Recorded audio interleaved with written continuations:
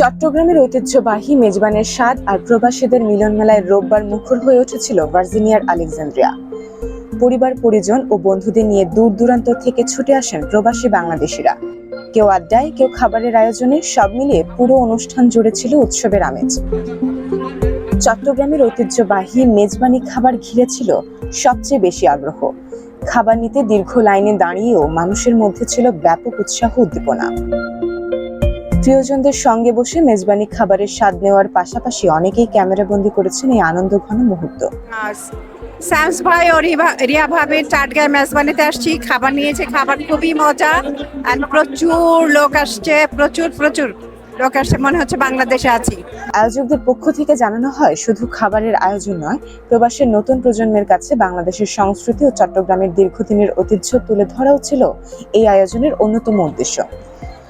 মেজবানির আমাদের কৃষ্টি সভ্যতা সংস্কৃতিকে বিদেশের মাটিতে তুলে ধরার জন্য বাইকটোর প্রয়াস। আজকে সে তারই ধারাবাহিকতায় আমরা মেজবান নিয়ে আসলাম। তো আমাদের আসলে খাবারের যেই কমিটমেন্ট ছিল, আমরা 12 to 3 পর্যন্ত খাবার সার্ভ করব, এরপর আমরা আর সার্ভ করবো না, কারণ আমাদের কনসার্ট আছে। তো সেই হিসাবে আমাদের এখন কনসার্ট শুরু হবে নকিব খান এবং প্রতীক হাসান।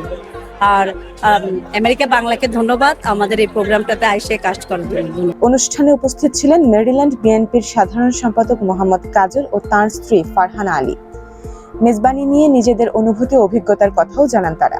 আমরা দীর্ঘদিন থেকে আমাদের স্যামরিয়া ভাবি এবং আমাদের মাহমুদ ভাই ওনাদের বাইকটোর উদ্যোগে এই মেজবানিটা আপনার অনেক দিন থেকে আমরা পর্যবেক্ষণ করতেছে এবং বিশাল এই আয়োজন আপনি দেখেছেন। আমাদের এখানে ওভার আমার মনে হয় 1500 পিপলের মতো হবে। তো আমাদের চট্টগ্রামের, আমি নোয়াখালী, বাট আমাদের চট্টগ্রামের ঐতিহ্য ধরে রাখা, এটাই হলো আপনার এই আয়োজনের উদ্দেশ্য। এখনো আমরা খেয়ে না, আমরা এসেছি, আমাদের গেস্টেরা আসছে যারা, ওরা খাচ্ছে, আমরা ইনশাল্লাহ খাবো। অনুষ্ঠানে ছিল নানা বয়সী মানুষের স্বতঃস্ফূর্ত অংশগ্রহণ।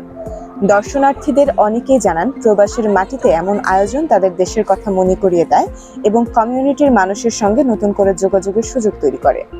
মেজবানি প্রোগ্রামে আগে কখনো যাওয়া হয় নাই, এটা প্রথম আসলাম।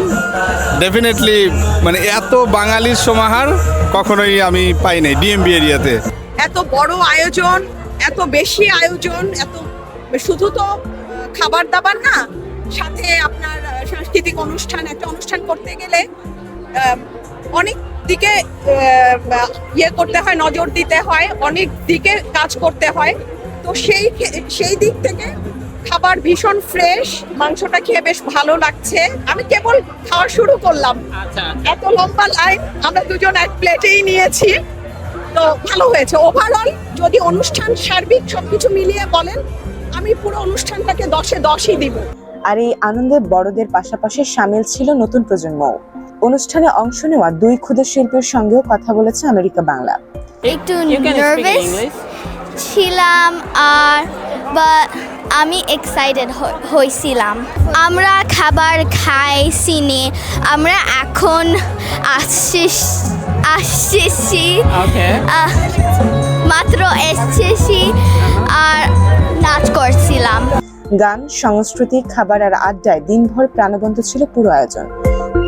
অনুষ্ঠানের সামগ্রিক পরিবেশে ছিল উৎসবের আবহ। প্রবাসের মাটিতে চট্টগ্রামের মেজবানি শুধু একটি খাবারের আয়োজন নয়, এটি শিকড়ের সঙ্গে সম্পর্ক, সংস্কৃতির সঙ্গে নতুন প্রজন্মের পরিচয় এবং কমিউনিটির মানুষের মিলন মেলারও একটি উপলক্ষ।